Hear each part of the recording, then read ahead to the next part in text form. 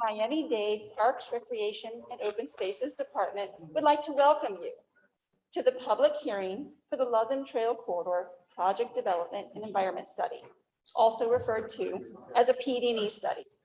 My name is Jen L. King, PE, and I'm the Public Information Officer for tonight's public hearing. I'd like for everyone to please note that this public hearing is being recorded. A copy of the recording will be posted to the project website after the hearing. Amparito, por favor.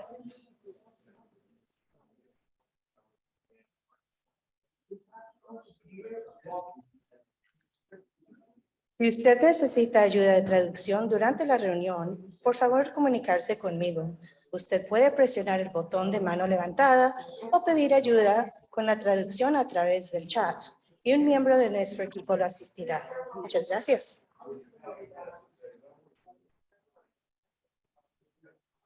Gracias, Amparito. If you need assistance in Haitian Creole, please contact one of the staff in the room or use the Q&A box or use the raised hand feature online.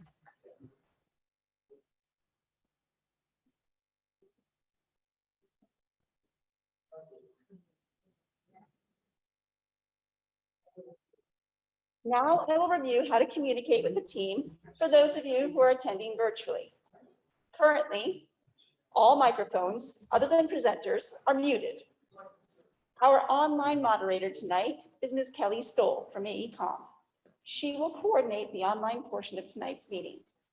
There are 3 ways to communicate with the team during the open house portion of tonight's meeting. You can use the raise hand feature on the control panel, or you can submit comments by clicking the Q&A button on your screen, or you can also use *9 on your phone to indicate that you would like to be unmuted.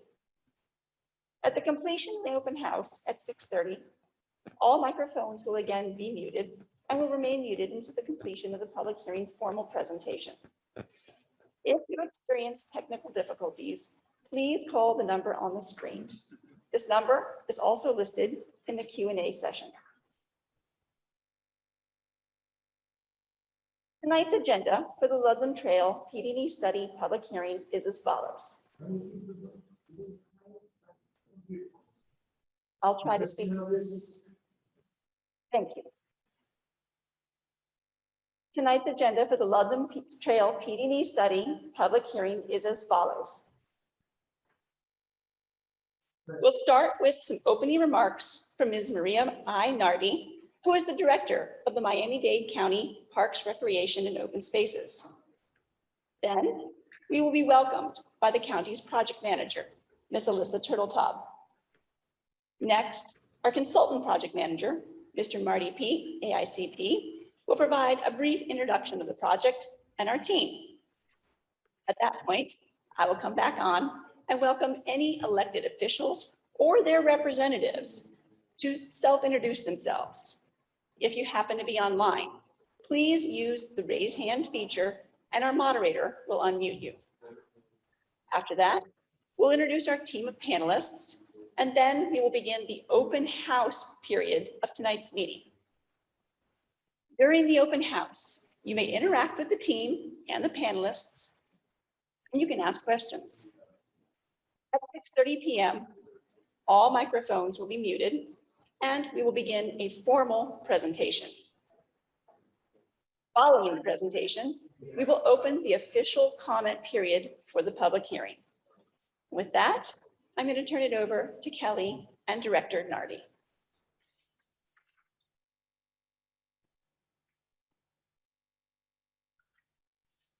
Good evening, everyone. My name is Maria Nardi, Miami-Dade Parks Director, and it's a pleasure to be here. And I want to thank every one of you for joining us this evening. I want to give a special thanks to all of the elected officials that are joining us today, whose support has been ongoing from Commissioner Sosa and Commissioner recently elected Commissioner Regalado, of course, for her support of parks, and Mayor Daniela Levine Cava, who is a champion of parks and trails as well. I also want to give a special thanks to Commissioner Sosa, who has been the champion of this project from the very start, and whose effort in helping us fund this project has gotten us to this point. So a big thank you to Commissioner Sosa. This is a long-awaited project, and we're very excited to be here. This is really a milestone for us in the department. This also could not have happened without the community and their vision and the support, and also without the support of also many other partners and the extraordinary team that I have the privilege to lead and work with in Miami-Dade County Parks, some of whom you will hear tonight, and hopefully for those of you that are in person have gotten a chance to meet.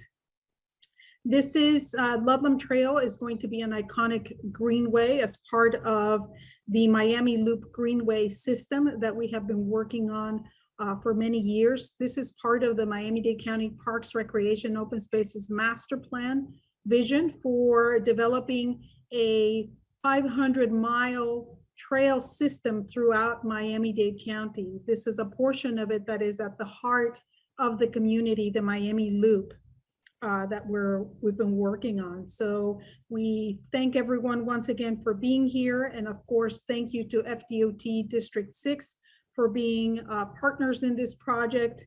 And we look forward to sharing the project information with you this evening and hear your feedback and comments regarding the trail. Thank you.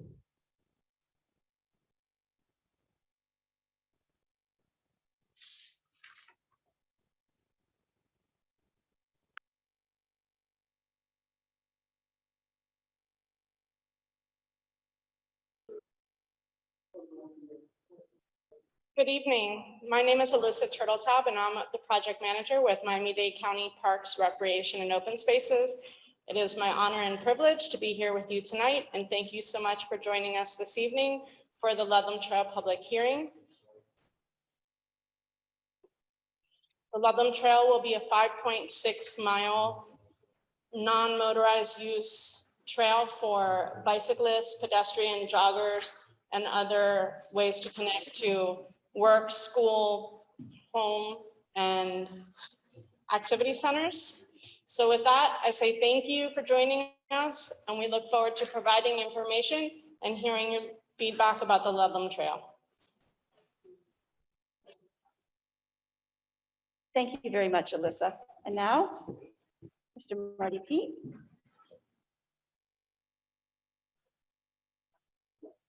Good evening.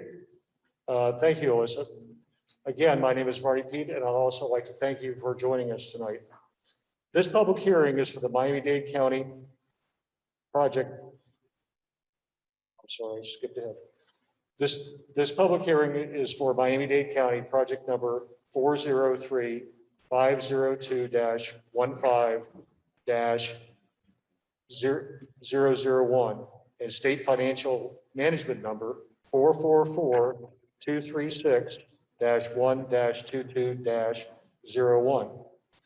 This environmental study has been conducted by the Miami-Dade County Parks, Recreation, and Open Space, also referred to as ND-PROS, in coordination with the Florida Department of Transportation, or FDOT, District 6, in compliance with all applicable federal environmental laws pursuant to 23 USC Section 327 and the implementing memorandum of understanding between the FDOT and the Federal Highway Administration, referred to as FHWA, signed on December 14, 2016, with the FDOT Office of Environmental Management, also known as OEM, in Tallahassee as the approving authority. These improvements involve the creation of a new shared use trail with a pedestrian pathway, soft natural jogging surface path, and a two-way bicycle path, along with landscaping, rest areas, and parking lots, which are detailed on the roll plot. The proposed project includes 11 at-grade crossings, 4 bridge crossings over roads, and 2 bridges over existing canals in the corridor. The purpose of the proposed Ludlam Trail Corridor project is to encourage the use of alternative methods of transportation and enhance all connectivity and accessibility between schools, parks, transit, residents, workplaces, and shopping. Over 30,000 residents live within 2 miles of the proposed project corridor. More details will be provided throughout the formal presentation. This hearing is being held to provide you with the opportunity to comment on this project.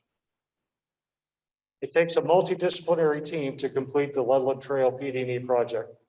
Miami-Dade County, supported by the Florida Department of Transportation, engaged the AECOM team to complete this PD&E study.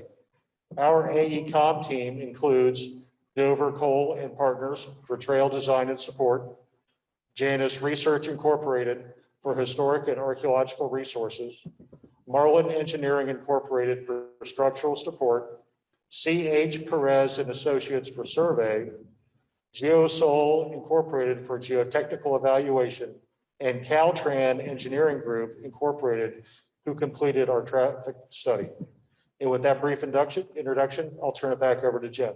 Thank you.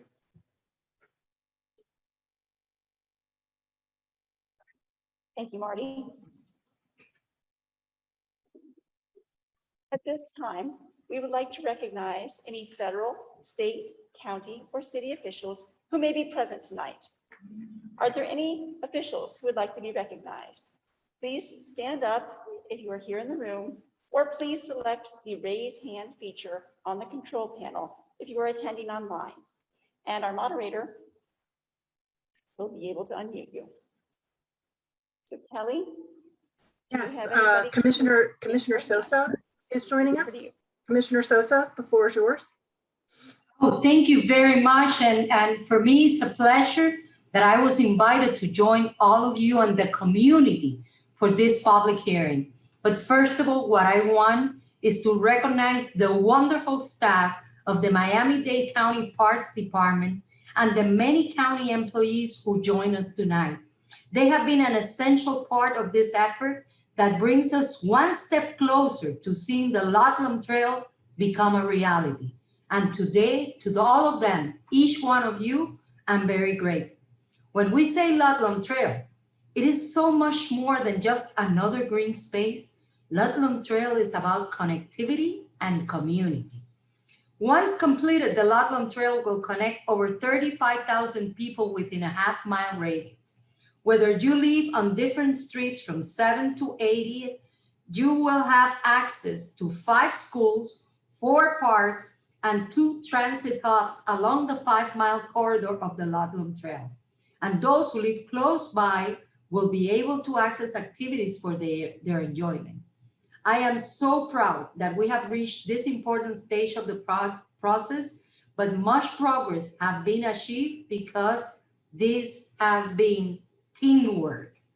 For our partners on the federal level, the state government, our former mayor, Jimenez, and our current mayor, Cava, that have always supported our effort, to Chief Ed Marquez, who helped us at the time that we needed to buy this piece of land for the county, to our partners and the city of Miami, especially Manolo Reyes, the commissioner, to my colleague, Raquel Regalado, the commissioner, that we welcome her because this is also part of her district, but especially to our amazing Parks Department and its director, Maria Nardi, and very important, the residents and stakeholders who join us tonight. We are here to listen to you. We are here to continue working together. And thank you very much. Let's start, but let's not forget that we have to thank many state representatives and senators from the past for the funding that we have been receiving year after year. And this year we have to thank State Representative Brian Avila and Senator Ana Maria Rodriguez because they are committed to continue helping us and to the DOT to work together with us. May God bless you all, and we are here to listen to all of you. Thank you from the bottom of my heart. Thank you very much. And now Commissioner Regalado will unmute your line. The floor is yours. Wonderful. Thank you very much. It's a pleasure to join you today, and always an honor to follow Commissioner Sosa. She did a wonderful job of thanking staff and all of our partners. So I'll take a limited amount of time to thank her for her leadership. The Ludlam Trail exists today because Commissioner Sosa took on this labor of love. So I think it is part of the many legacies that she leaves for the residents of Miami-Dade County. I think it's a beautiful project that really focuses on mobility, but mobility that enhances communities. And that's what this meeting is about today, to hear from those most impacted and those most benefited by it. Also, we're so excited about making this a reality. Staff and parks have done such an amazing job. I think this will really be a connector for a community that has required one for a very long time. And I just want to thank Commissioner Sosa again for her leadership, for her advocacy at the federal level, at the state level, and at the Board of County Commissioners. The Ludlam Trail couldn't be a reality without her support. So here to listen to the residents.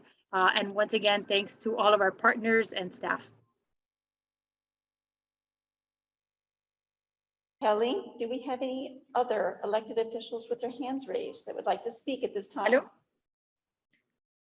Not that I'm aware of.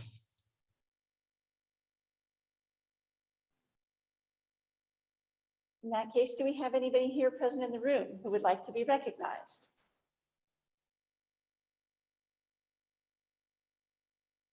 Seeing none. Thank you very much. We really sincerely appreciate that you're here and attending with us and participating tonight. It is now my pleasure to introduce our presenters and our panelists for tonight's public hearing. So the presenters that you've already heard from here tonight in order of appearance are as follows. Myself, Jen King, the Public Information Officer for the project from AECOM. You've heard briefly from Amparo Vargas, our AECOM Spanish translator. Maria I. Nardi, the Director of County Parks, Recreation, and Open Spaces, was online with us. Elizabeth Turltaub, our Miami-Dade County PROS Project Manager. Marty Pete, our AECOM Consultant Project Manager. I'd also like to take a moment to thank the other representatives of Miami-Dade County and our consultant project team who are also here with us physically tonight supporting the public hearing. And of course, all of our online support team as well. Now, turning to our panelists, I'm going to turn the mic over to. Good evening, everybody. Thank you for in today's public hearing for the Ludlam Trail. It's a pleasure hosting this meeting. And my name is Alex Seasold, and I'm with Miami-Dade County Parks, Recreation, and Open Spaces, Planning and Research. Thank you again. Good evening, this is Laura Cherney. I work for AECOM. I am the Environmental Task Manager for this project. Thank you all for being here. Thank you.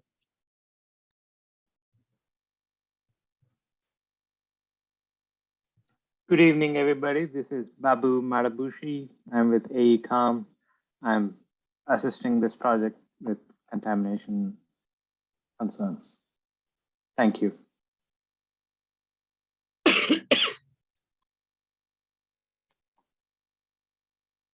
Good evening, everyone. I'm Andrew Lloyd. I am one of the professional engineers working for AECOM on the roadway design team.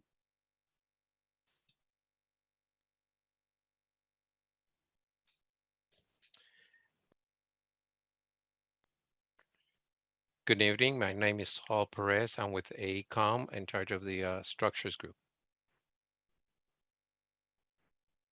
Hi, everyone. My name is Victor Dover with Dover Cole & Partners Town Planning. I'm an urban designer working on the schematic design. We have Cleet Rooney, archaeologist, Bureau of the Historic Preservation, Division of Historical Resources from the Florida Department of State, as well as Alyssa McManus, architectural historian, Division of Historical Resources, Florida Department of State. As a reminder, for those who are attending virtually, currently all your microphones other than the presenters are muted. There are 3 ways to communicate with the team during the open house portion of tonight's meeting. You can use the raise hand feature on the control panel. You can submit comments by clicking the Q&A button on your screen, or you can also use *9 on your phone to indicate you would like to be unmuted, and Kelly will assist. At the completion of the open house at 6:30, all microphones will again be muted and will remain muted until the completion of the public hearing formal presentation. If you experience technical difficulties, please call the number that's on the screen that's listed in the Q&A section.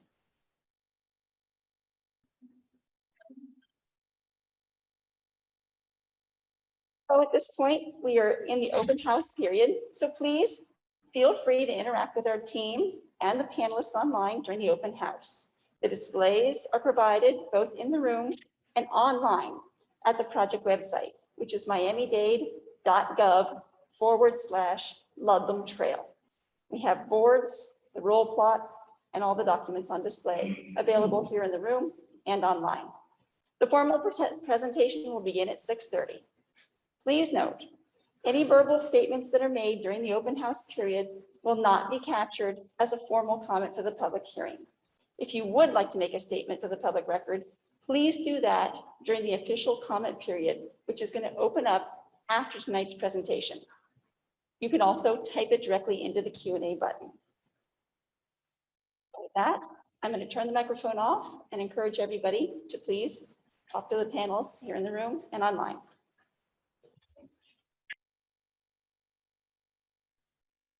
Okay, panel on the phone.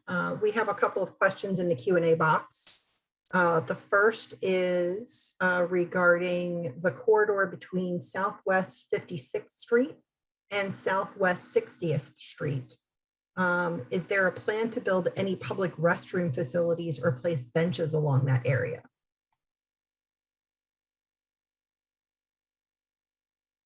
Any one of our panelists able to answer that? I don't have the specific information in front of me. I do believe that I'll check and see if I can get an answer in a moment. Thanks, Andrew. While we wait for that, we have another question regarding pine trees that have fallen in the area, knocking down a fence. If another falls and destroys, is there anything that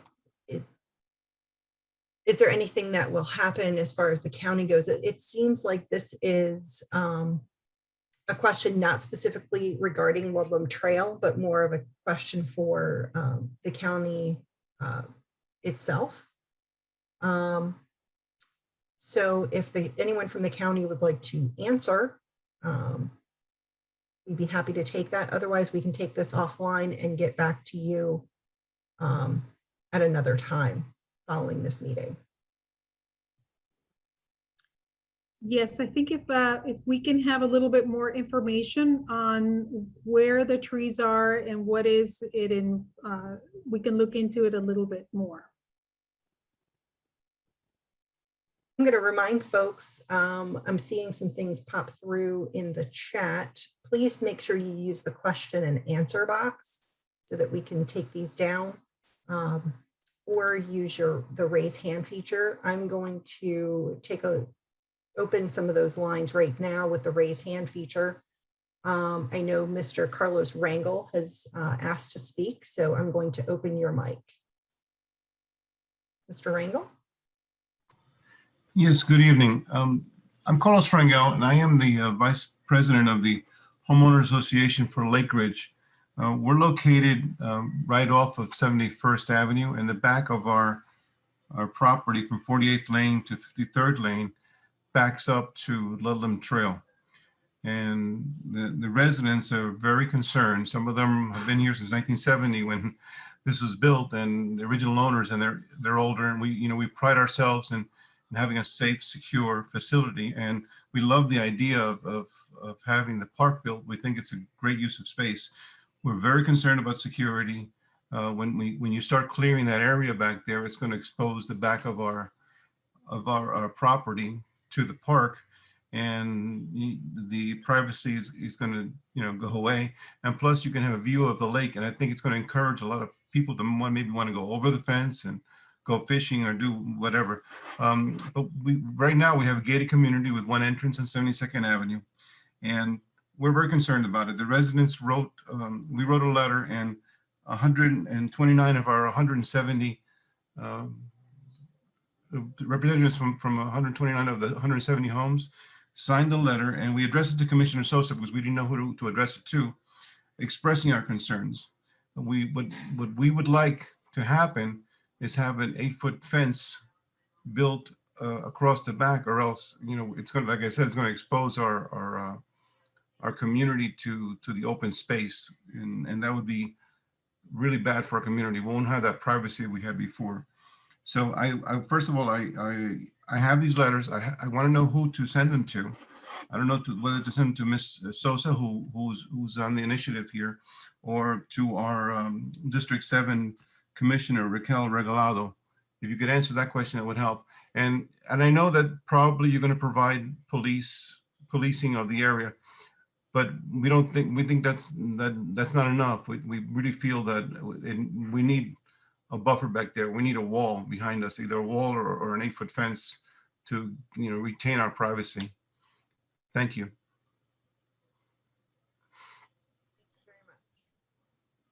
So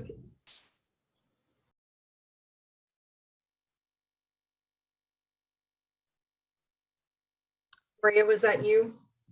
yes, can everyone hear me? Yes, go ahead. Okay, so as part of the plan, there is definitely going to be a buffer, and I'd like for my team to provide the specifics on that. So if Alex and Alyssa, if you can provide some of the details, we'd be happy to do that. But do know that there is a buffer, a landscape buffer, and a fence for that area between the trail and the homes, planned and designed into the trail throughout the length of it.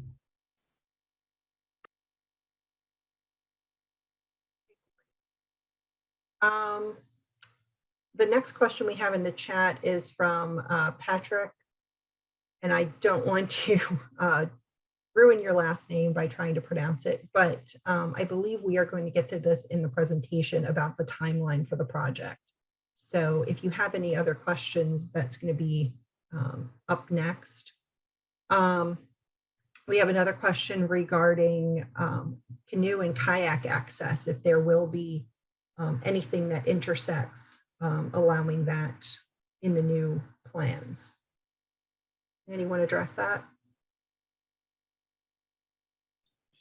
I'll speak up. I don't believe there's anything specifically in the plans that would provide any additional access. There are connections to other areas along the trail, but I don't believe there's anything specifically for that. I want to just also mention the restroom question. I wanted to verify, because we do have rest areas, but they are not currently designed to be rest rooms with functional bathrooms, I don't believe. So I wanted to just speak up and answer that question. And regarding the buffer area, there are along residential areas, we do have a 15-foot landscaped buffer that would obviously help with that concern that was brought up earlier to some degree. But I would suggest making a formal comment during this period so that we can give you a full detailed response if we don't give you the final details that you were asking for. We're going to go back to the phone. Diana Nelson would like to ask a question. Diana?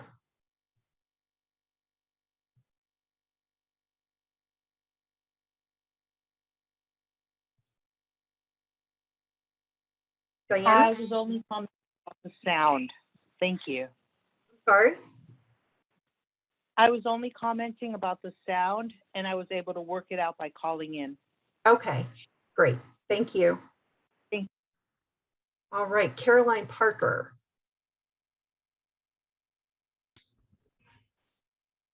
Yes, I'm sorry. I had a question also about the timeline. Sure. Can you hear me okay? Yes. Is it still, in recent meetings, I heard a new date of 2030 completion. Is that still correct?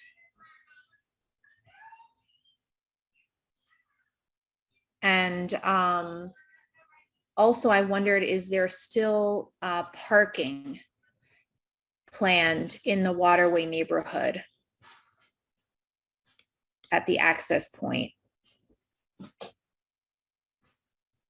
I don't have the specifics about the other parking location or about that location in particular, but I can let you know that there are designated trailheads for people to park and access the trail that are being considered at Southwest 80th Street, which is Davie Road, and Southwest 56th Street, which is Miller Road. Obviously during normal park hours, the public would be able to park at 80 Barnes Park, which is at 3401 Southwest 72nd Avenue, and at Robert King Park, which is located at 7025 West Flagler Street. And those would both also have access to the trail. For returning to your seats. Thank you very much. We really appreciate all the wonderful participation. We really appreciate everyone's attendance. We really appreciate all the interest in the project. Thank you very much. Again, just to reiterate, because tonight is a public hearing, the forum is an opportunity to receive your comments into the official public record. So unlike other meetings that the project had, this is not a question and answer session. It is a formal public hearing, in which case all of the input that we get tonight in writing in this room with the court reporter, online in the chat box, and over the course of the time frame that we have the public hearing open comment period open, will all be part of the record. We will not be responding to questions this evening. I understand there may be a few questions, and I understand there are some online. I'd like to assure you, we will follow up after the public hearing. If you are online and have put a question in the chat box, that is part of our official comment, and we appreciate that. And we will respond. We do have your emails, and we will be able to follow up after tonight's hearing. With that, I'd like to start our presentation. Miami-Dade County Parks, Recreation, and Open Spaces Department would like to welcome you to the public hearing for the Ludlam Trail Corridor Project Development and Environment Study, or PD&E study, located between 400 feet north of Northwest 7th Street and Southwest 80th Street between 69th and 70th Avenues within Miami-Dade County, Florida. This public hearing pertains to Miami-Dade County project number 403502-15-001, state financial management number 444236-1-22-01, and efficient transportation decision making, ETDM number 14369. The purpose of a public hearing is to share information with the general public about the proposed improvements, the conceptual designs, all alternatives under study, and the potential beneficial and adverse social, economic, and environmental impacts upon the community.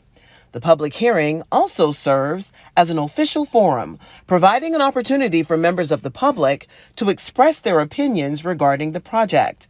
The feedback gathered from this public hearing will be used to finalize the study recommendations.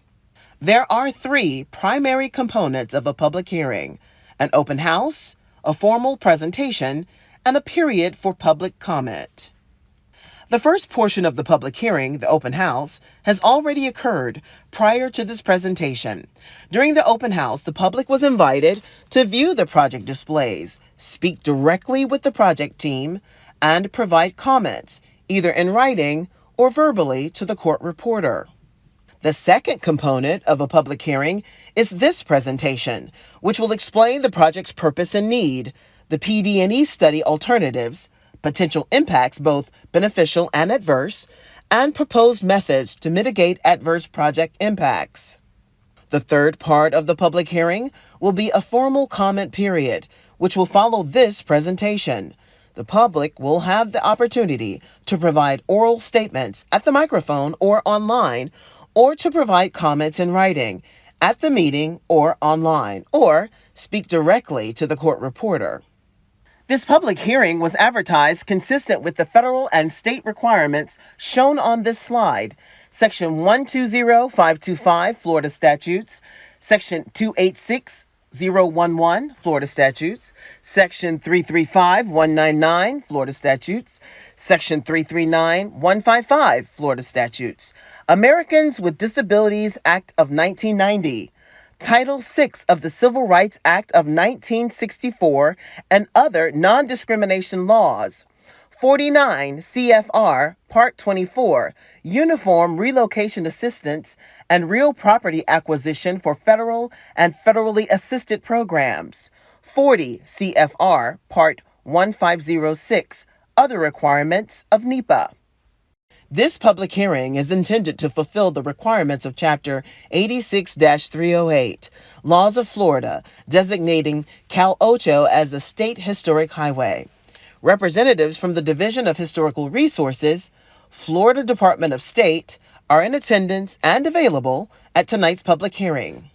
Public participation at this public hearing is encouraged and solicited without regard to race, color, national origin, age, sex, religion, disability, or family status.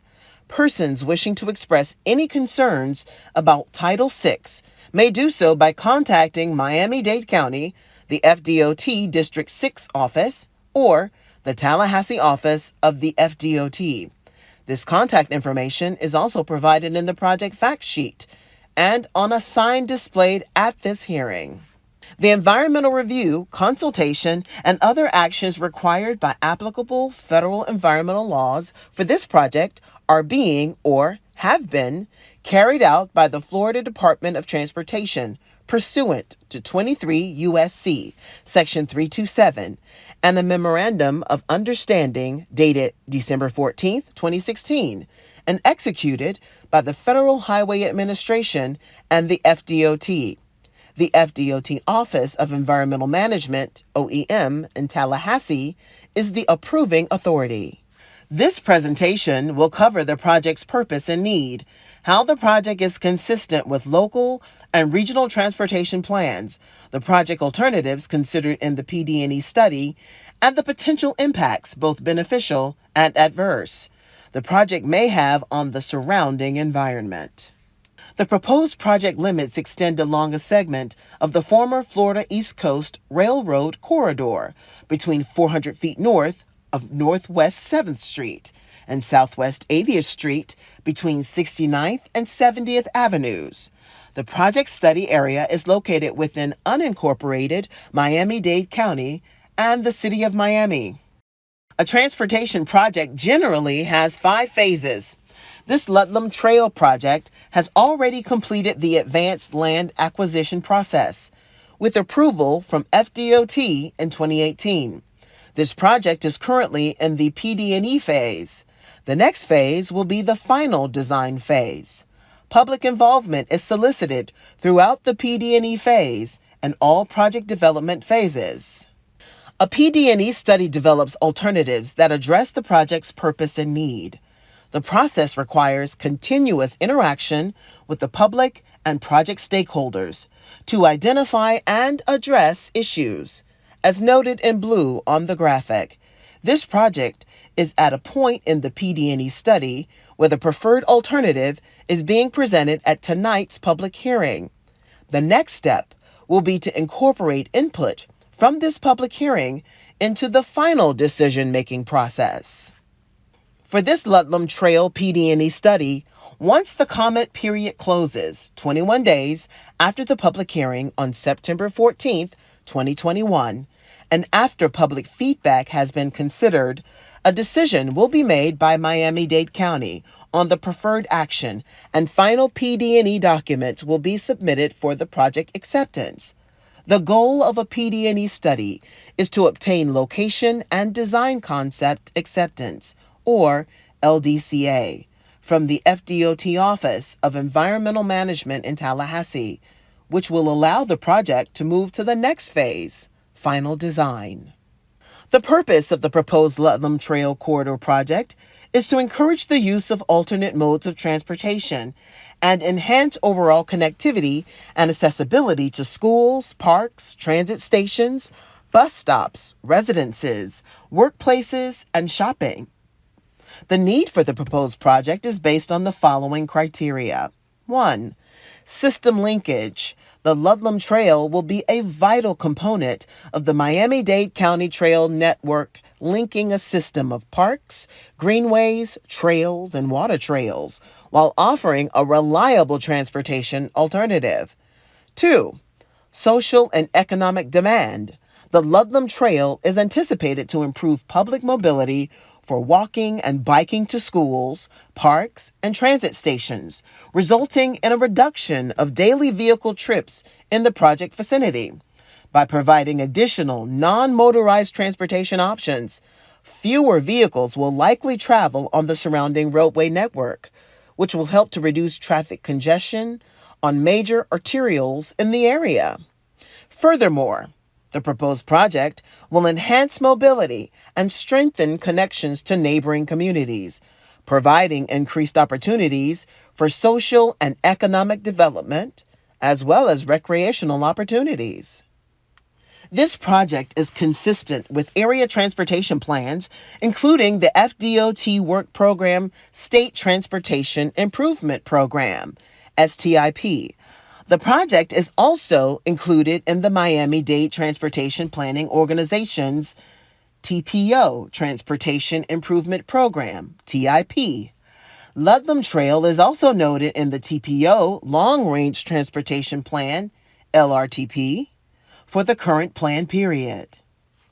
During a PD&E study, alternatives are developed and refined to meet a project's purpose and need, as well as avoid or minimize impacts to the social, cultural, natural, and physical environments. Alternatives are compared in an evaluation matrix. Build alternatives are compared against a no-build alternative, which serves as a baseline and must be included until the end of the PD&E study. By definition, a no-build alternative requires no expenditure of funds for design, right-of-way, construction, or utility relocation. However, it does not address the purpose and need of a project either. As required, the no-build alternative remains a viable option for a PD&E study, and it can be selected as the final decision. The Ludlam Trail considered a total of 2 alternatives for the PD&E study, the no-build alternative and one build alternative. The no-build alternative will not provide any enhancement to pedestrian and bicycle mobility or access in the project area. This project has one build alternative, which will be described in the next slides. The build alternative is being proposed as the preferred alternative for this PD&E study project. The preferred alternative consists of a 10-foot wide pedestrian path, which includes an 8-foot wide pedestrian trail and a 2-foot wide soft natural surface trail, and a 12-foot wide two-way bicycle path separated from the pedestrian path by a landscape buffer. The corridor also includes 15-foot wide landscape buffers next to properties zoned for single-family and duplex use. Generally, the paths will run along the center of the 5.6-mile trail corridor. The Ludlam Trail will provide access to activity centers like schools, parks, and transit centers via 10-foot wide multi-use paths that can accommodate both pedestrians and bicyclists. Connections to neighborhoods and proposed parking facilities will also be provided via 10-foot wide multi-use paths. There will be 2 general configurations for the Ludlam Trail. This is typical section number 1, which is the buffer-separated pedestrian and bicycle path. Under this scenario, the trail consists of a 10-foot wide pedestrian path, which includes an 8-foot wide pedestrian trail, and a 2-foot wide soft natural surface trail, and a 12-foot wide two-way bicycle trail separated from the pedestrian path by a landscape buffer that varies in width from 4 to 14 feet. The section also includes 15-foot wide landscape buffers where the trail is adjacent to property zoned for single-family or duplex use. This is a graphical representation of typical section number 1, with the buffered separation between the bicycle path and the pedestrian path, showing potential landscaping elements. This slide shows a conceptual rendering of the proposed typical section number 1, with the 10-foot wide pedestrian path separated by 14 feet of landscaped buffer from the 12-foot wide two-way bicycle path. This typical section number 2 shows the pedestrian and bicycle paths with no separation.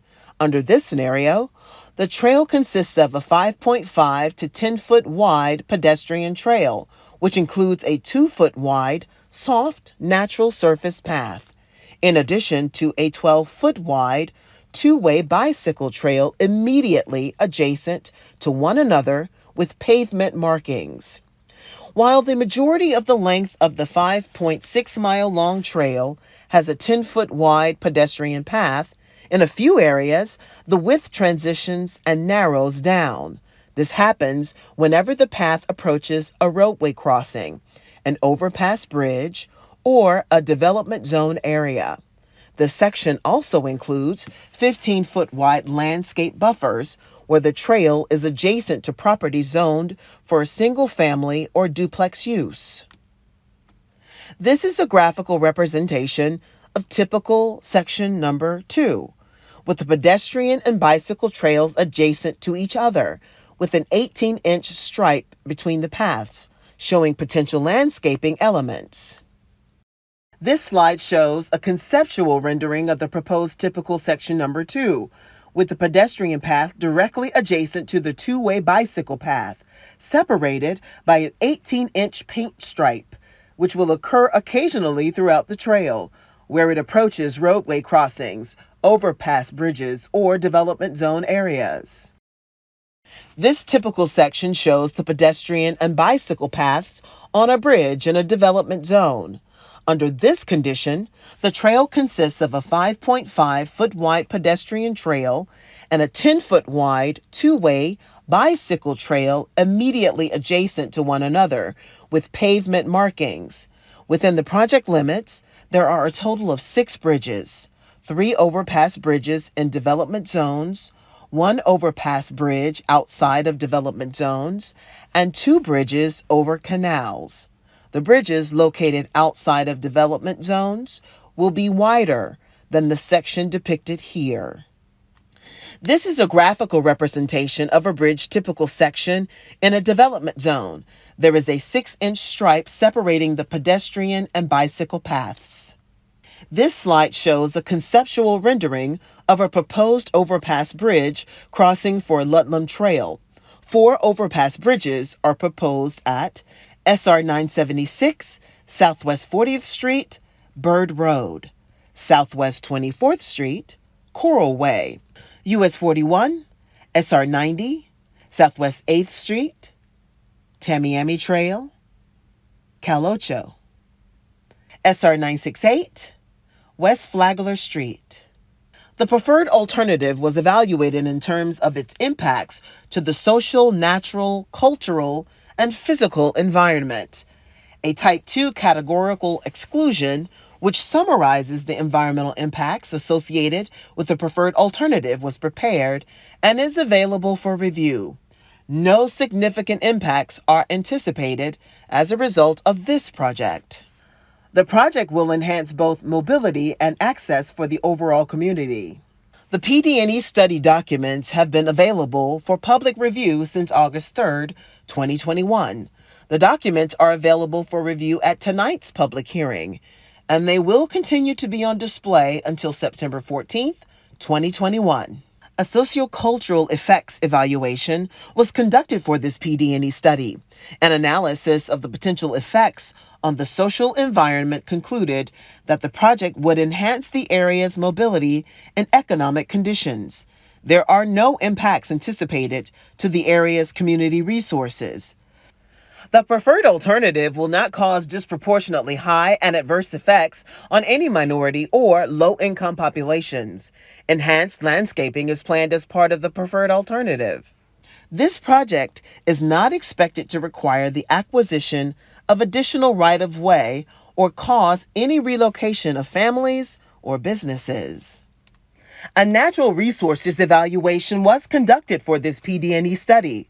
The preferred alternative may affect but is not likely to adversely affect one federally listed wildlife species, the West Indian manatee.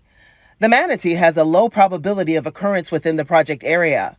The project will adhere to current standard conditions, specifications, and protection measures during construction. The project is expected to have no effect on the other federal and state species that may potentially occur within the project limits. While the project crosses federally designated critical habitat for the West Indian manatee, existing water control structures would likely prevent manatee migration upstream to the project area at both canal crossings.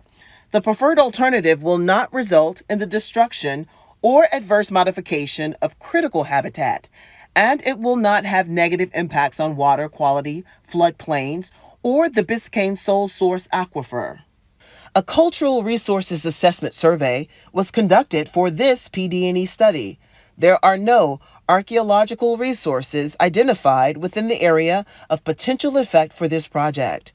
There are 3 historic resources within the area of potential effect for this project. The project will have no adverse effect on any historic resource. The State Historic Preservation Officer concurred with the findings on August 27, 2020. The proposed Ludlam Trail corridor crosses 2 state historic highways, Sunset Drive as designated by Chapter 83-365 of the Laws of Florida, and Cal Ocho as designated by Chapter 86-308 of the Laws of Florida, under the provisions of Chapter 83-365 and Chapter 86-308, Miami-Dade County, in coordination with the FDOT and the Division of Historical Resources, has determined that the proposed Ludlam Trail Corridor project and its improvements will be in compliance with all laws and requirements. Representatives from the Division of Historical Resources, Florida Department of State, are in attendance and available at this public hearing. Additionally, the proposed project will support the vision of the Miami-Dade County Parks and Open Space System Master Plan, as well as community goals and guiding principles related to social, environmental, and economic aspects. The project has been evaluated for potential Section 4F impacts. The provisions of Section 4F apply to any significant publicly owned parks, recreation areas, or wildlife and waterfowl refuges, as well as historic and archaeological sites and properties which represent public multi-use landholdings. 3 Section 4F recreational resources are found adjacent to and/or in the vicinity of the project corridor. These resources are Robert King High Park, under the jurisdiction of the City of Miami, A.D. Barnes Park, under the jurisdiction of Miami-Dade County Parks, Recreation, and Open Spaces, and Palmer Park, under the jurisdiction of the City of South Miami. Use as defined under Section 4F of Robert King High Park and A.D. Barnes Park would be limited to the areas within the parks needed to construct new access points and pathways connecting the parks with the trail.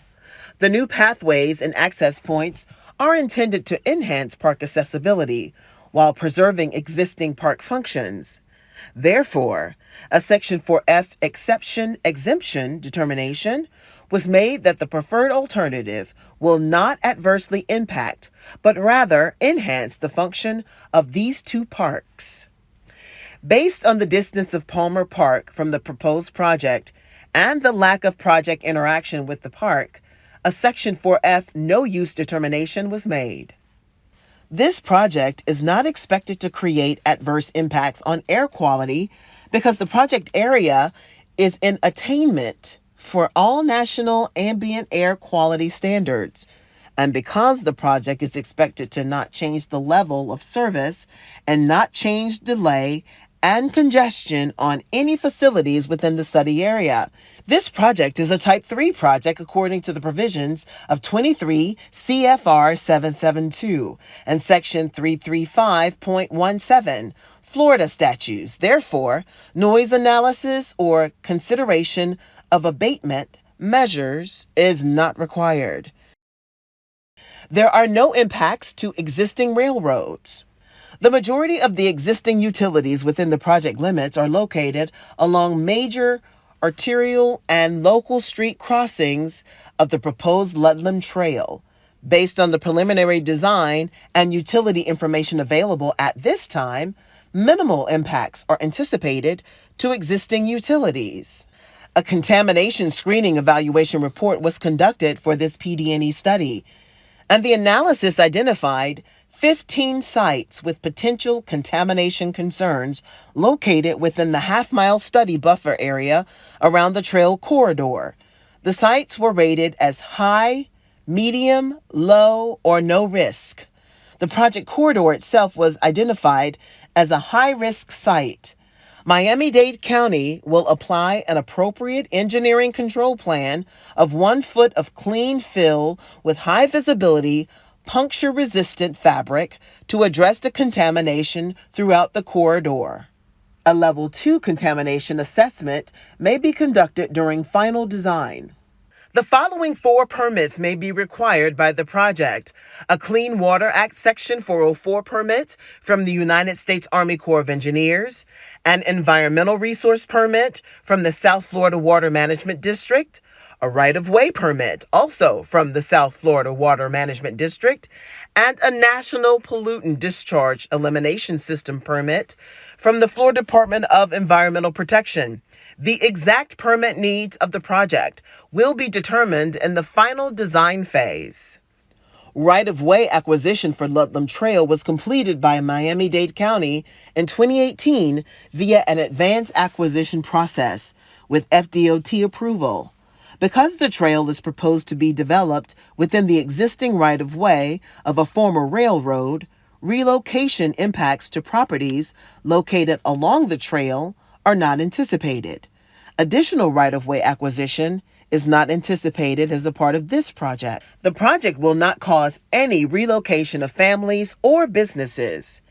If it becomes needed, any right-of-way acquisition would be conducted in accordance with Florida Statute 33909 and the Federal Uniform Relocation Assistance and Real Property Acquisition Policies Act of 1970, commonly known as the Uniform Act. This slide shows a conceptual rendering of the proposed Ludlam Trail from the ground level as it approaches a cross street. 15-foot wide landscape buffers are applied where the trail is adjacent to properties zoned for single-family or duplex use. This slide shows a conceptual rendering of the proposed Ludlam Trail at an at-grade intersection. Striped pavement marking crossing treatments will be applied separately for the pedestrian path and the bicycle path. This slide shows a conceptual rendering of a top-down view of the proposed Ludlam Trail crossing a roadway. The proposed trail will connect to existing sidewalks and will provide 10-foot wide multi-use paths to schools, parks, neighborhoods, transit centers, trailed rest areas, and proposed parking facilities. The Type 2 Categorical Exclusion Environmental Impact Report for the Ludlam Trail project lists the following 7 draft commitments. 1. Miami-Dade County is committed to coordinating with the Division of Environmental Resources Management and Florida Department of Agriculture and Consumer Services during final design and construction to ensure the protection of the Pine Rockland community located within A.D. Barnes Park. 2. consistent with the recommendation by U.S. Fish and Wildlife Service provided in the ETDM summary report. Miami-Dade County will, to the maximum extent practicable, use native wildflowers, bushes, and trees in the landscaping of the trail to benefit fish and wildlife resources, including pollinators such as butterflies and bees. 3. Miami-Dade County is committed to resurveying for the Florida bonneted bat during the final design prior to construction activities. All surveys will be conducted in accordance with the most current United States Fish and Wildlife Service survey guidelines, currently entitled Florida Bonneted Bat Consultation Guidelines, dated October 2019. If any signs of the Florida bonneted bat are observed, the county is committed to reinitiating coordination through FDOT with the United States Fish and Wildlife Service and consultation as necessary. 4. Miami-Dade County will incorporate the United States Fish and Wildlife Service's most current protection guidelines for the eastern indigo snake, currently entitled Standard Protection Protocols for the Eastern Indigo Snake, into the final project design, and will require that the construction contractor abide to the guidelines during construction. 5.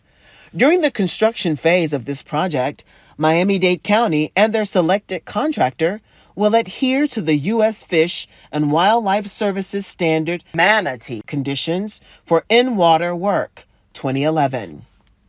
6. Should protected plant species be identified within the project impact area during the design and permitting phase, Miami-Dade County is committed to reinitiating coordination through FDOT with the Division of Environmental Resources Management and Florida Department of Agriculture and Consumer Services, and/or other agencies as appropriate, to allow for relocation to adjacent habitats or other suitable protected lands prior to construction. 7.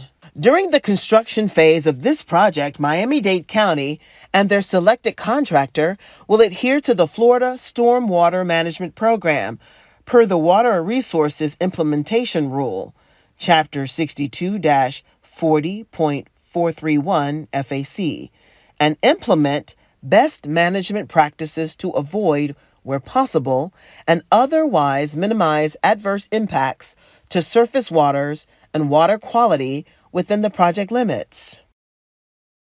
The public hearing comment period is 21 days and will end on September 14th, 2021.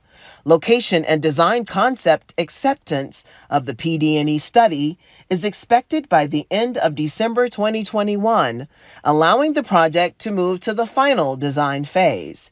Next steps include completion of the final design phase, which is fully funded at this time. The construction phase will follow the final design phase.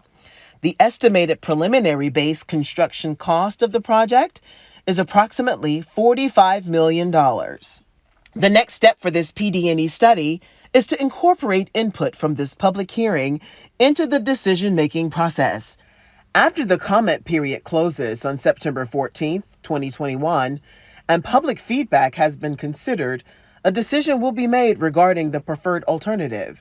The PD&E study documents will be finalized and submitted to the FDOT Office of Environmental Management for approval. Approval from Tallahassee is anticipated by the end of December 2021.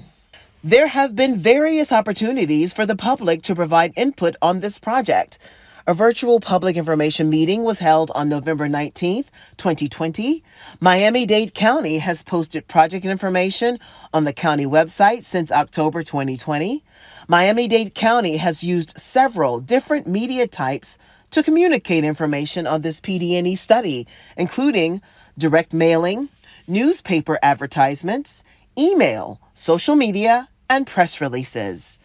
When the PD&E study is approved, an announcement of location and design concept acceptance, or LDCA, will be made via the project website, email list, and trilingual newspaper advertisements in English, Spanish, and Creole. If you are participating online in this public hearing, you are on the email contact list and you will be notified of the final decision, which is expected by the end of December 2021. We welcome your oral or written comments that will help us make this important decision. At the conclusion of this presentation, our personnel will distribute speaker cards to those in the audience who have not received one and would like to make a statement. A court reporter will record your statement and a verbatim transcript will be made of all oral proceedings at this hearing. If you do not wish to speak at the microphone, you may provide your comments in writing on comment cards here in the room or by speaking directly to the court reporter at their table. You may also submit comments via the question and answer box here tonight or by using the project website. Every comment method carries equal weight. Written comments received or postmarked no later than September 14th, 2021 will become a part of the public record for this hearing. All written comments should be mailed to the address shown on the slide and in your handout or emailed to ludlamtrail@miamidade.gov. The next step is to incorporate your input on this public hearing into our decision-making process.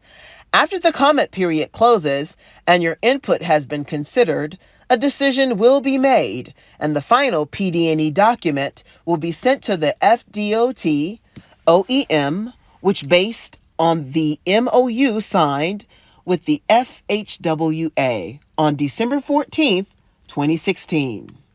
Has approval authority on this project granting LDCA. This project has and will continue to comply with all applicable state and federal rules and regulations. This concludes our presentation. We now offer you the opportunity to make a statement.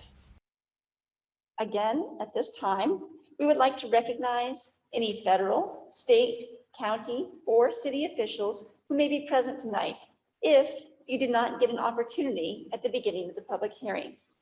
Are there any additional officials who would like to be recognized at this time? Please stand up if you're here in the room, or please select the raise hand feature on the control panel if you are attending online, and our moderator will unmute you. Kelly, do we have anybody with their hands raised online?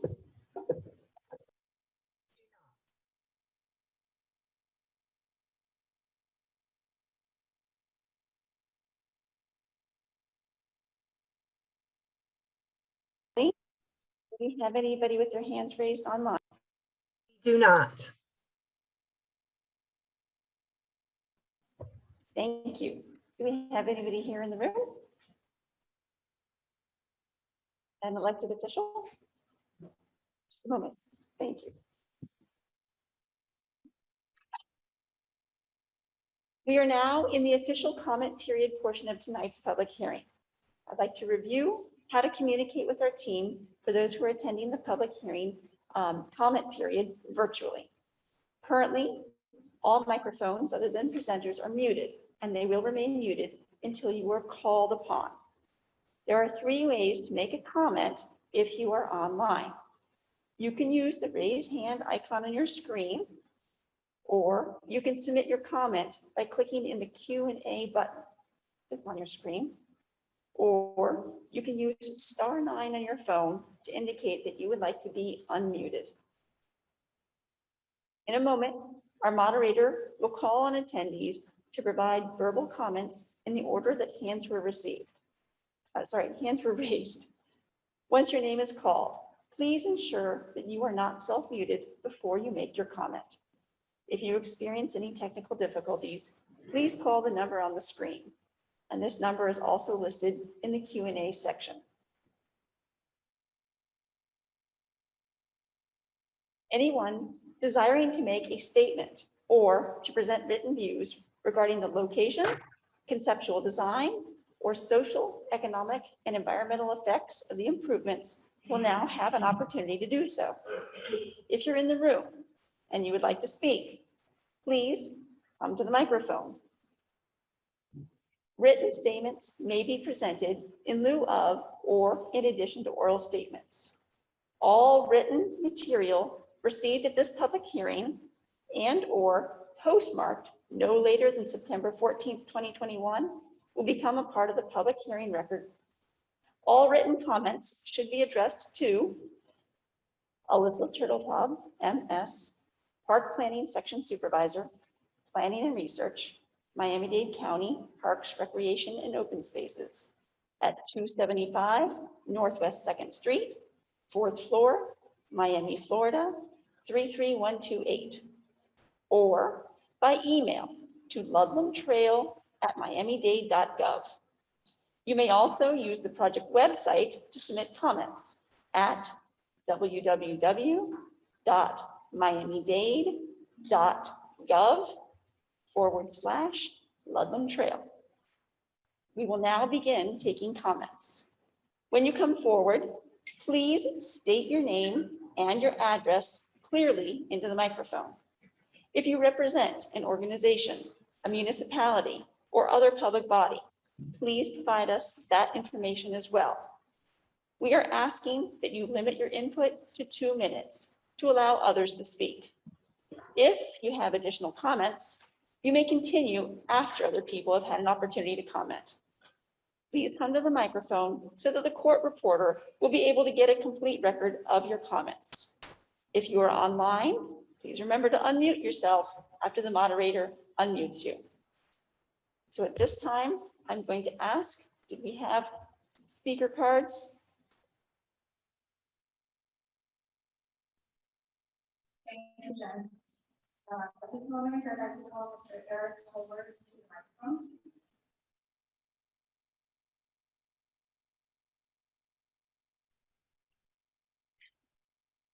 My name is Eric Tolbert.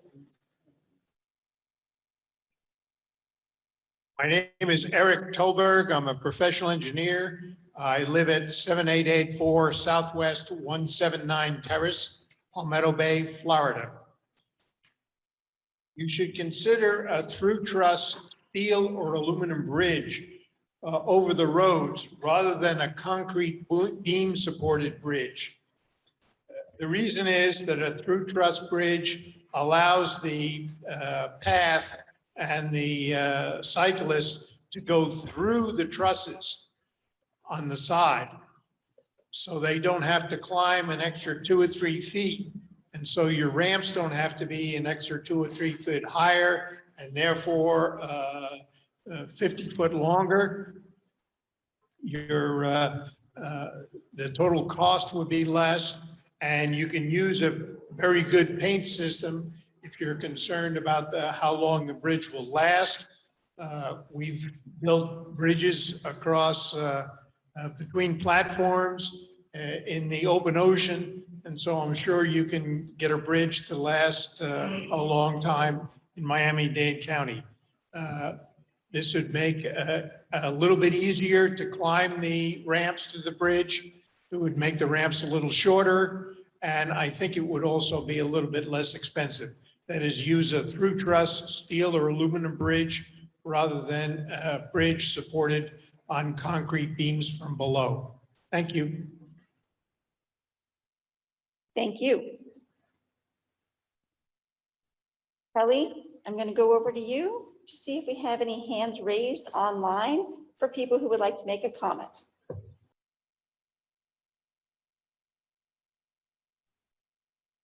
Yes, we have several. The first I will call on is Judith Sawyer. Your line is now unmuted. Hi, you want me to read my question on that I put in the box? If you would like to make a statement and you'd like to do that verbally, you are more than welcome to. Otherwise, we can take it from the Q&A box. Totally up to you. Well, I'd like to speak it because I want to clarify something. Okay, my name is Judith Ferguson Sawyer. My address is 12775 Southwest 25th Terrace. I also own my childhood home at 1920 Southwest 69th Avenue, which is on the trail. In slide 57, you brought up that there is contaminated areas on the trail, 2 critical, 3 intermediate or something, in some other ones. I'm wondering if you could be more specific and say exactly where that is. I grew up from 1949 on this railroad tracks, so I'm curious where the contamination is. Thank you.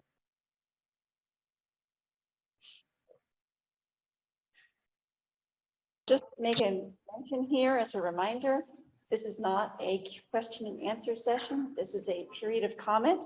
We will have an opportunity to respond to any questions after tonight's public hearing. Thank you. Kelly, back over to you. Do we have anybody else with their hand raised who would like to make a comment? Yes, we have several. The next person is Kurt Kaminer. You have the floor. Thank you very much. My name is Kirk Kaminer of 4370 Southwest 13th Terrace, Miami, Florida, 33134. And I've participated in 2 of the Ludlam Trail meetings to date, and I'm extremely impressed by the designs, and I'd like to voice complete support for the county-built sections as shown in the 3D renderings. I do have 2 topics to note that are a little bit concerning to me, one of them being that, as per the previous public session, I'm concerned about the developers of the TOD, the Transportation-Oriented Development sections, providing adequate connectivity in their sections that match the level of trail connectivity. I know this is supposed to be in the agreement, but I've already seen one of these developments being built, and I fear that the developer may simply attempt to connect a path using automobile infrastructure connected, let's say, for a parking lot. That's concern number 1. Number 2 is that I'm also concerned that nothing really has been discussed regarding the preference for pedestrian crossings at roadway level below each bridge of the Ludlam Trail. I know this was being omitted in the original designs. I think this is, the wrong approach. I think that there should be, in addition to the bridge, pedestrian level facilities as well to allow for easy crossing for neighbors who don't want to, let's say, ride a bike or walk an entire mile just to cross the street. And that's it for me. Thank you very much. Next commenter is Stephen Johnson. Do we have anybody else with a speaker card here in the room?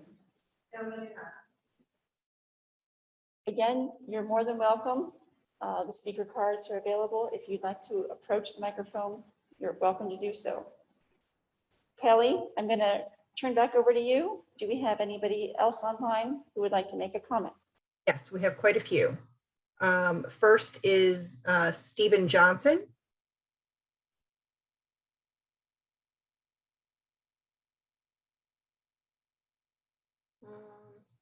Mr. Johnson, you're using an older version of Zoom, so we're not able to allow you to talk. I'm going to come back to you though and see if we can't figure that out while we let Caroline Parker ask a question. Yeah, hi. So I guess more of a comment. So I'm Caroline Parker and I'm at 7280 Southwest 34th Street Road. I'm a resident of the Waterway neighborhood, which is the Ludlam Trail runs through from Bird Road on through Coral Way. I moved into this neighborhood in 2013 and I've been involved at a grassroots level in the Ludlam Trail project since 2015. I've attended numerous public meetings and I'm happy to see this project move forward. In recent meetings, I've heard a new completion date of 2030. My comment is we cannot wait 9 more years for this trail to become open to the public. Waterway neighborhood made a huge sacrifice to open this trail. Specifically, we compromised the height restrictions and density on Bird Road and allowed for 2 massive developments that are already underway. They include the MyLine mixed-use development, which will feature 965 apartment units, and the Atlas mixed-use development, which will feature an additional 314 residential units. These projects are slated for completion in 2022. That's next year. We are bracing here for a major increase in traffic on Bird Road due to these developments. And if the completion date isn't moved up, it will be 8 long years of traffic congestion. As stated in tonight's presentation, Ludlam Trail is, quote, intended to promote alternative modes of transportation, create connectivity, reduce traffic congestion, enhance mobility, resulting in a reduction of daily vehicle trips. We need the county to prioritize the completion of the Ludlam Trail and bump up the completion date so that the existing residents who advocated for this trail and the thousands of new residents who are coming into our neighborhood can access this outdoor public space. We're asking Miami-Dade County to prioritize the Ludlam Trail construction and move up the timeline. And I'm also a member of the Waterway Neighborhoods Ludlam Trail Committee, Waterway Neighborhood Association's Ludlam Trail Committee. Thank you. Thank you for your comment. Kelly, I believe you have additional hands raised online. Johnson, we're going to try it again.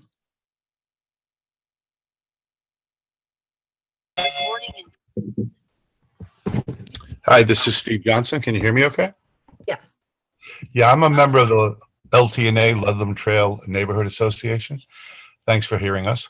I was just trying to clarify. We did a series of charrettes before this design was implemented, and it was totally agreed upon that we didn't want any structure behind our single-family homes, specifically between Miller Drive, Southwest 5-6 Street, and 4-4 Street, or 4-8 Street. I see there's planned some kind of a shelter near South Miami High School, which I was surprised to see that. We definitely want to just put our input that we do not desire any parking lots for cars or shelters, bathrooms, tables and chairs where people could congregate behind our homes. And I just wanted to put that out there on the record.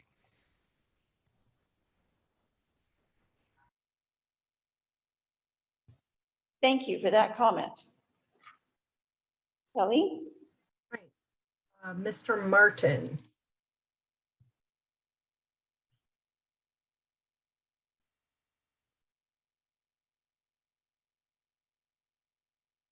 Jose Martin.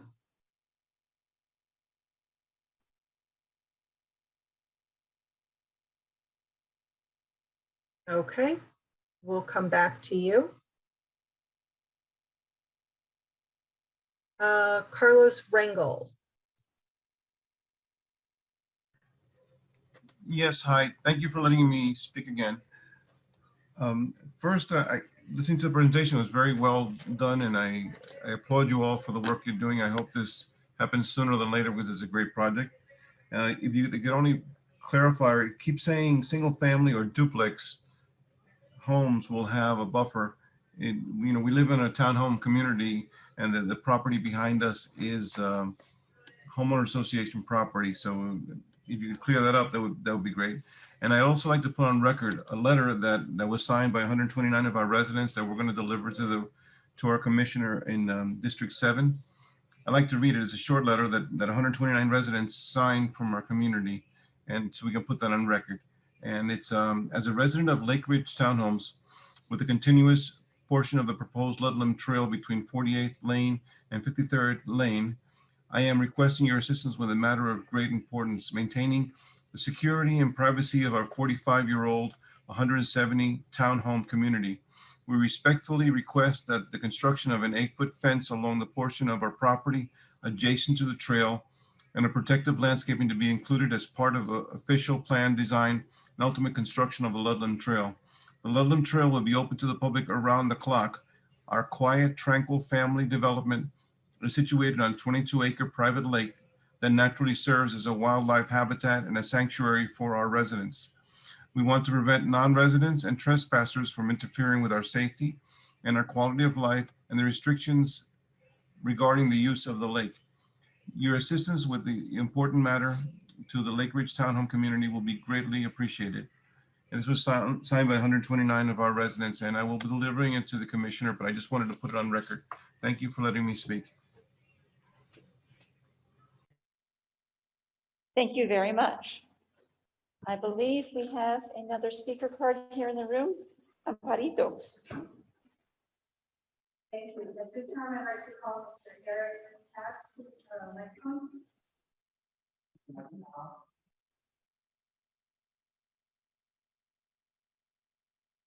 Thank you. Good afternoon. My name is Eric Katz. My address is 9055 Southwest 73rd Court. I'm a resident of the Dadeland community. I'm a professional transportation planner, and I'm also here on behalf of Green Mobility Network, a nonprofit advocacy organization that supports a safer and greener Miami-Dade County. So I just want to provide overwhelming support for this project. I've been involved in the grassroots efforts of this project since 2013. It's been a long time coming. This is a project that is desperately needed for the Miami-Dade community.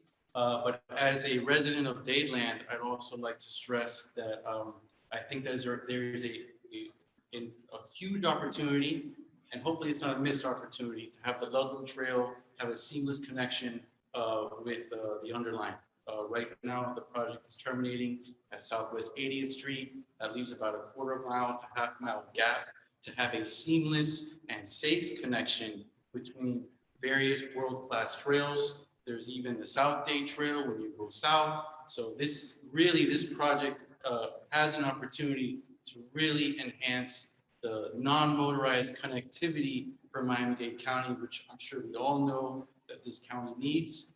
And in particular for Dadeland, a very dense community within Miami-Dade County, has thousands of jobs, thousands of residents, but literally zero green space. So this is a community that desperately needs safe access to green space. So I ask that the county continue to push forward on efforts to acquire more land and right of way to have a seamless and safe connection for the Ludlam Trail and the underline.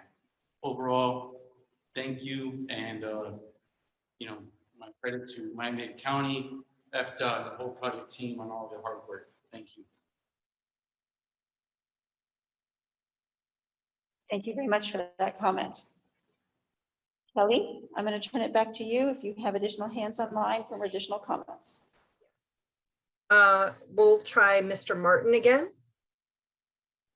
Mr. Martin?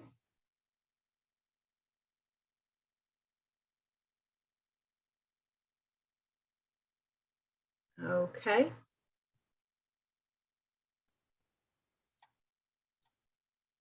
If you'd like to speak, I'm going to lower your hand. If you'd like to speak, please raise it again. We're going to go to Mr. Chavez now. Hello. Good evening. Thank you for the opportunity. My name is Avelio Chavez. I am at 5029 Southwest 71st Place. I am the president of the Lake Ridge Homeowners Association. I currently voted in about 2 months ago. And following up on what Mr. Rangel was speaking about, I noticed that in one of the questions that he asked earlier, the response to a 15-foot buffer was identified. I also noticed that in your presentation, your typical section showed that that buffer landscaping would be where required.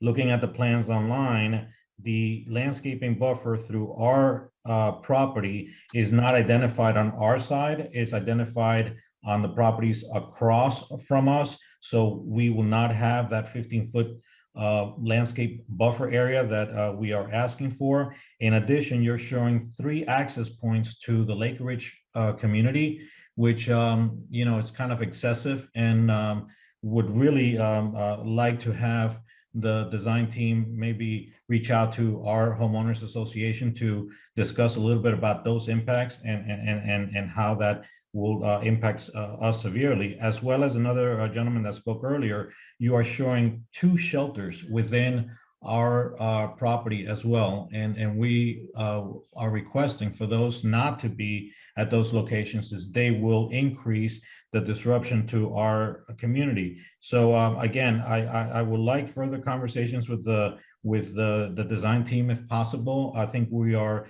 a large community within the corridor, an important community, 170 townhomes, of which, as Mr. Rangel said, we have 129 letters showing some concerns by residents. And I think that we would like to speak further with the folks that you feel that we need to speak with in reference to these concerns. Thank you.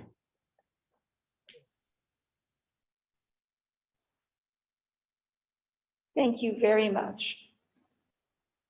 Kelly, do we have additional hands raised? Yes, we have 3 more. Mr. Ruiz.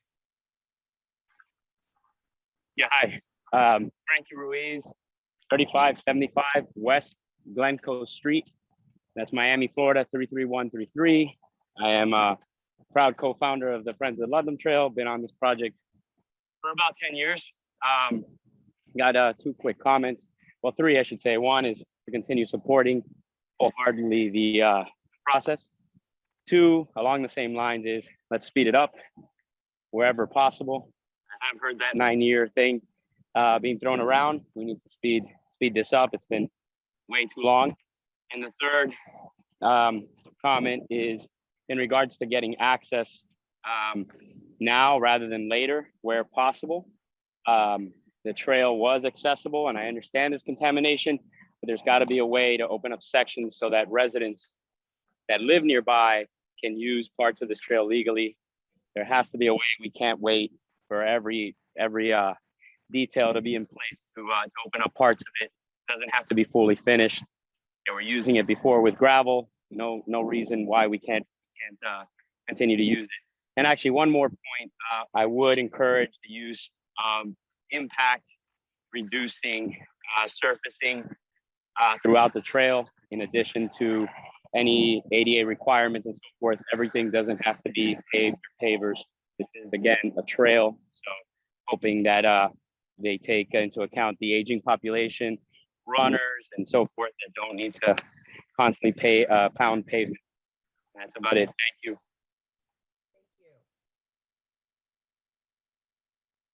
Thank you very much for that comment.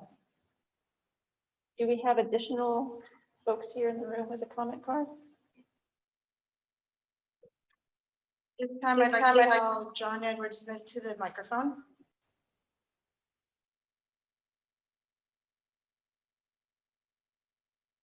Good evening and thank you. John Edward Smith, a resident of the city of South Miami at 7531 Southwest 64 Court. I had the privilege, probably goes back to 2008, of coordinating for the community the acquisition of $500,000 from Congressman Ileana Ross-Lakeman for the initial funding to the Ludlam Trail. So having now an end date for this project, seeing where we are today is so exciting. It is really a dream fulfilled. And I know initially we talked about possibly a light rail and bike and things like that, a number of alternatives for the trail. I'm pleased to see where we are today with the pedestrian and bicycle friendly trail. I'll couple on the remarks by Mr. Katz with respect to the connectivity with the underline at Dateland. I think that's critical for us to look for, and it goes along with the overall plan of Miami-Dade County Parks and Open Spaces to have that whole system, 500 miles of connectivity. So I think that's something that really needs to work. For the last 22 years, I've been a commuter cyclist. So it's been part of my life to enjoy the trails, to enjoy the county's projects. And this is just going to be one other wonderful project when it's finally completed. And thank you. Thank you very much. Kelly, I'll turn it back over to you to see if you have anybody additional online for a comment. Yes, we have two more. Alex Reiki. Sorry if I mispronounced your name. No, you got it. Alexander Reiki, 7440 Southwest 69th Court, Miami, Florida, 33143. I just want to thank all the stakeholders. I am thrilled. I know it's a huge undertaking with a lot of different people involved. As an abutting homeowner, I am strongly in favor and supportive of the preferred alternative that was presented. I think rarely do we see or have an opportunity to bring a project that's as enriching as this can be, and that maximizes a unique piece of land. I also think it's a very modern project when you think about what consumers and the community are actually seeking today. We have nothing quite like it. I know we have the underline in process. This seems to be a lot more greener version of a trail focused on mobility and wellness. So please do not waver in the promotion of this project as presented. I also support a much faster timeline for completion and development of the trail. Thank you. Very much. Thank you very much. We appreciate your comment. With that, I'll turn it back over to Kelly. We have one more, Judith Sawyer.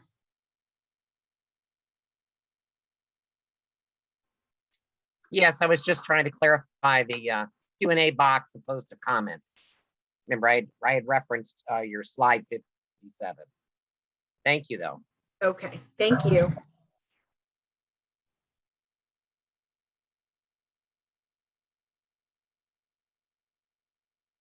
Jen, we have one more. In the room who would like to come to the microphone. Do we have anybody else who is still on a speaker card? Kelly, do we have anybody online at this time with their hand raised to be a speaker? Yes, Rosa Hervis. Rosa? Hello. Hello. Hi, my name is Rosa Hervis, and we live on 16th Avenue and 49th Street, right abutting to the all railroad tracks where the trails are going to be. And we missed the first part. I just got in from work. I wanted to know if there's a site where we would look at the changes that were discussed earlier in this Zoom meeting.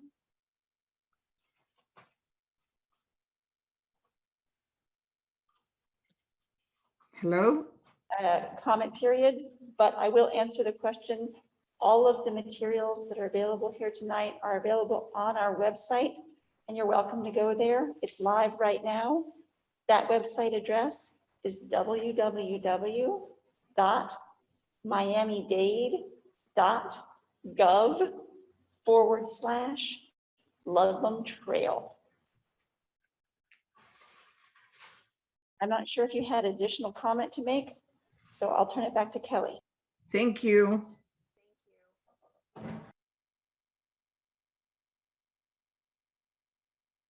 This time we don't have any others with their hands raised.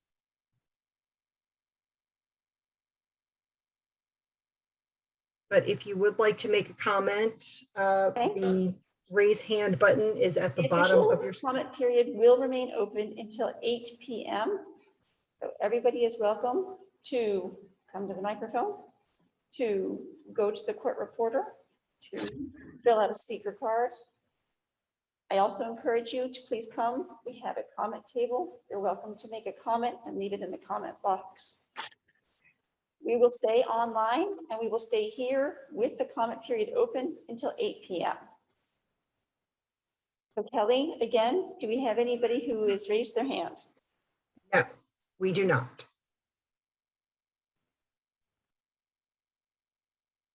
Okay.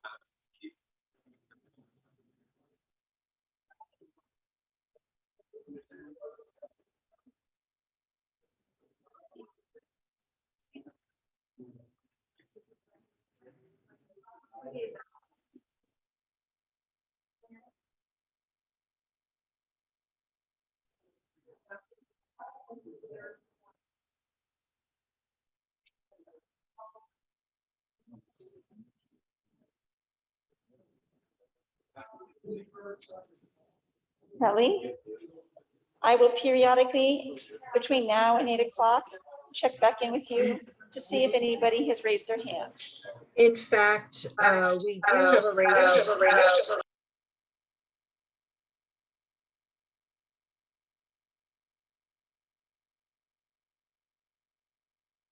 Kelly, I was not able to hear you. Could you please repeat that?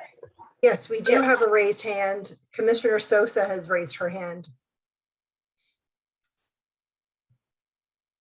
Me, ladies and gentlemen, we do have a hand raised online from Commissioner Sosa. If I could please just ask to keep the noise in the room down while we let her have an opportunity to speak her comment into the record. Thank you. Kelly. Allow me to thank everyone once again, all of you who are working so hard, all those who have taken the time to bring their concerns and their opinions, all those that in general have supported this project so much. We hope we can clarify that the buffers for the residential areas exist on both sides, that the connectivity to the underline is part of the project. And I think that we have heard loud and clear. Let's expedite this project. We have been working on it for too many years, and the community deserves the Ludlam Trail once and for all. Thank you to all of you and to those who took the time to send their opinions. Thank you very much. Thank you, Commissioner Sosa. We very much appreciate your comment. Kelly, are there additional hands raised at this time? There are not. Okay, I will check back in with you in a few minutes to see if anybody else raises their hand.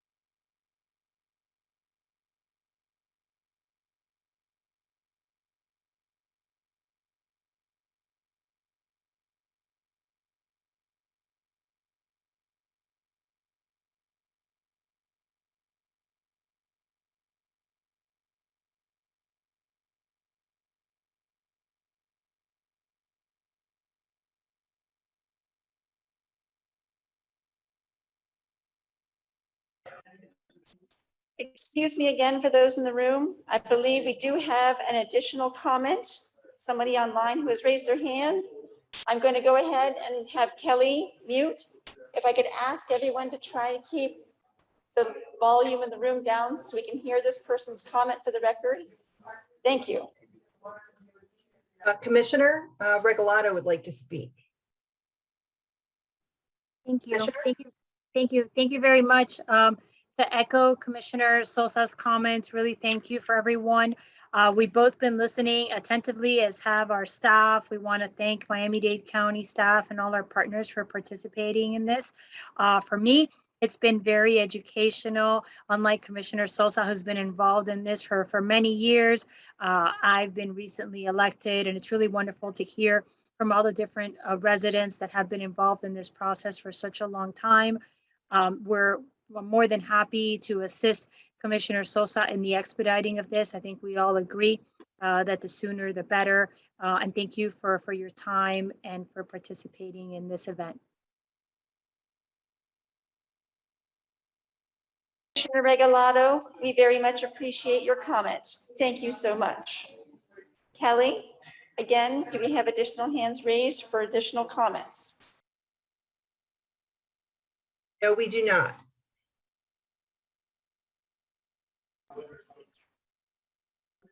Okay, I'll check back in with you for a few more times.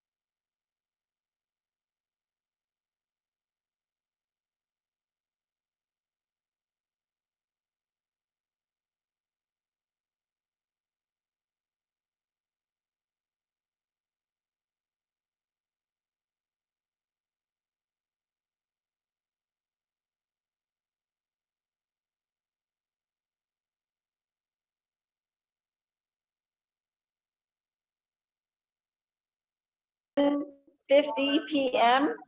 The public hearing will remain open for an additional 10 more minutes. Kelly, do we have any additional hands raised? No, we do not. Thank you.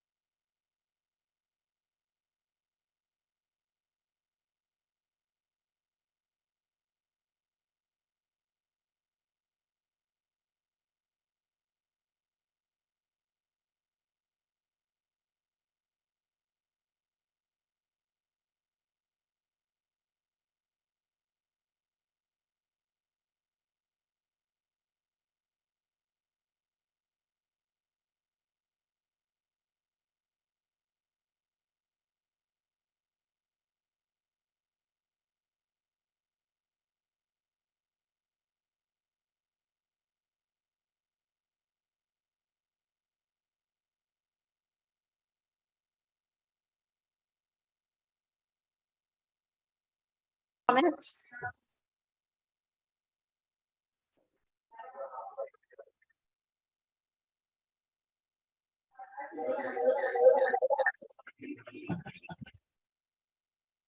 Kelly, I think you might have been muted. Do we have anybody online who is interested in making a comment with their hand raised? Not.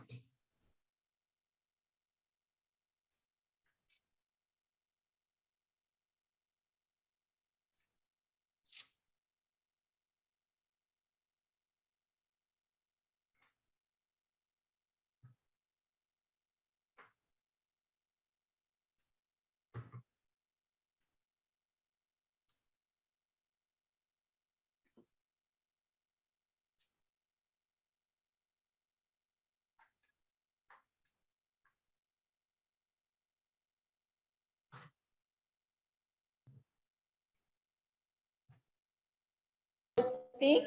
If so, please state your name and your address and give your statement for the public record.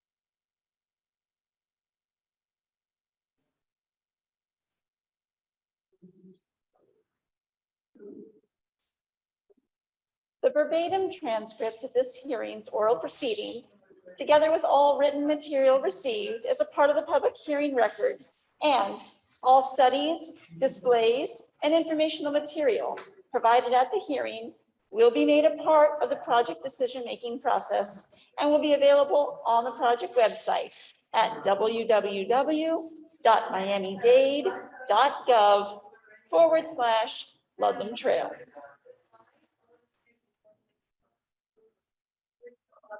Kelly, do we have any additional hands raised online?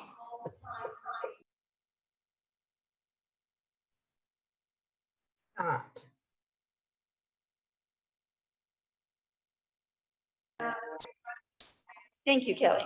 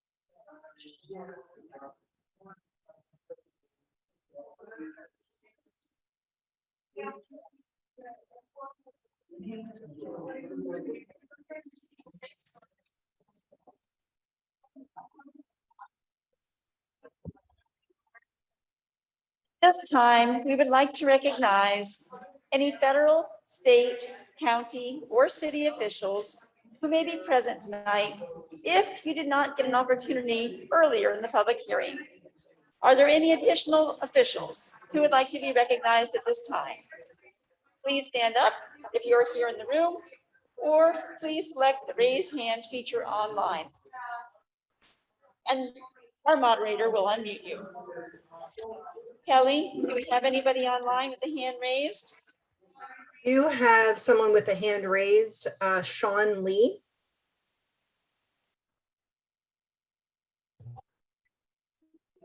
Folks, we do have one more comment online. If you could please allow the person to speak, I'd appreciate it. Thank you. Kelly, over to you. Ask Sean Lee to unmute. Hello? Okay, can you hear me? Yes. Okay. Hi, I just want to let you know that my family and our neighbors, I'm at 6340 Southwest 69th Avenue. And as a resident on the trail, we are proponents of having more than just a landscaping barrier and considering something such as fencing or a wall to be implemented, similar to other parks and open spaces that are bordering residential areas in Miami-Dade. And being that it is an open space and 24-hour access to it, we are also proponents of having enhanced security provided to eliminate any unwanted behavior or disruption to the residents of the area and those of us that are living on the trail. Additionally, we have seen fox and rabbits in our area, and we are just hoping that there's some protections or investigations into those protection of those animals would be taken into consideration. And thank you for your time.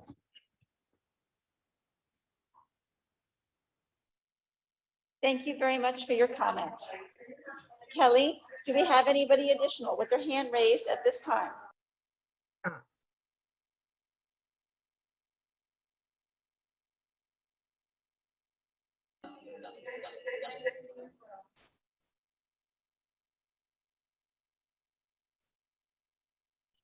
Thank you for attending this public hearing and for providing your input into the Ludlam Trail project. You may send comments in after tonight via the website, email, or by mailing to the address on this slide. Any comments received and/or postmarked no later than September 14th, 2021 will be included in the project record. It is now 8:00 p.m. and I hereby officially close the public hearing for the Ludlam Trail PD&E study. We thank you for your interest and your involvement in this important project. I will officially close the session and end the recording. Have a good night.